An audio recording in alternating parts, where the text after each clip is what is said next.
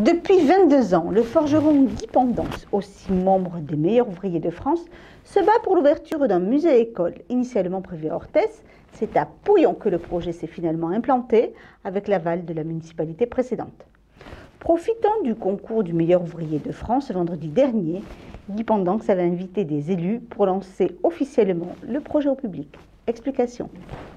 C'est à l'atelier du forgeron que le président du Conseil général des Landes et le président des meilleurs ouvriers de France annonçaient officiellement le lancement du projet musée-école autour de l'inauguration d'une sculpture de Guy Pendance. Cette sculpture a été réalisée d'après une image de mon ami Alain Delpech, qui est photographe. C'est Héphistéos qui va être inauguré aujourd'hui. C'est donc le dieu du feu, des volcans et des serruriers. Et donc il va être aussi le symbole de ce projet de musée et de ce musée qui, j'espère, ouvrira les portes très vite, on va dire. Un musée, mais aussi un centre de formation pour les métiers de la forge.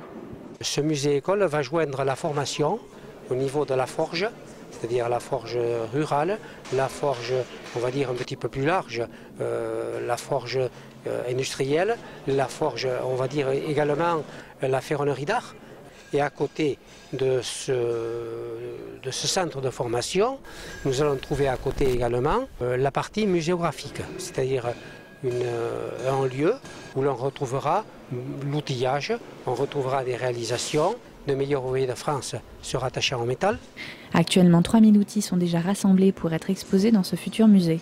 Musée qui ne verra le jour que si des partenaires portent le projet, car former des jeunes au métier de forgeron à notre époque, ce n'est pas simple.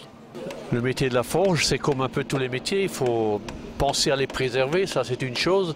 Ensuite, il faut ouvrir une école dans des créneaux qui sont porteurs. Donc le métier de la forge, c'est clair qu'au-delà de l'ouverture d'une école, il faut aussi un encadrement, donc des référentiels, et voir comment et sous quelle forme on peut intéresser donc les jeunes et ensuite, bien sûr, pouvoir les encadrer et ensuite les placer dans la vie active.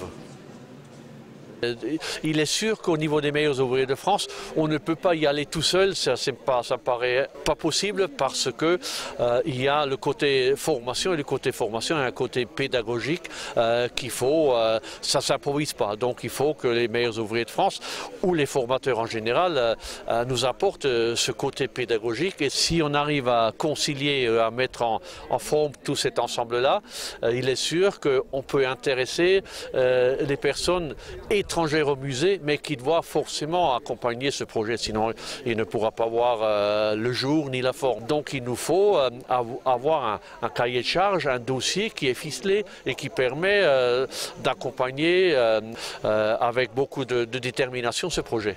J'y pense, j'y crois. Avec le soutien d'Henri Emmanuelli, le projet de musée-école de Guy Pendance a de grandes chances de voir le jour. Tout ceci sous le regard protecteur d'Héphistéos.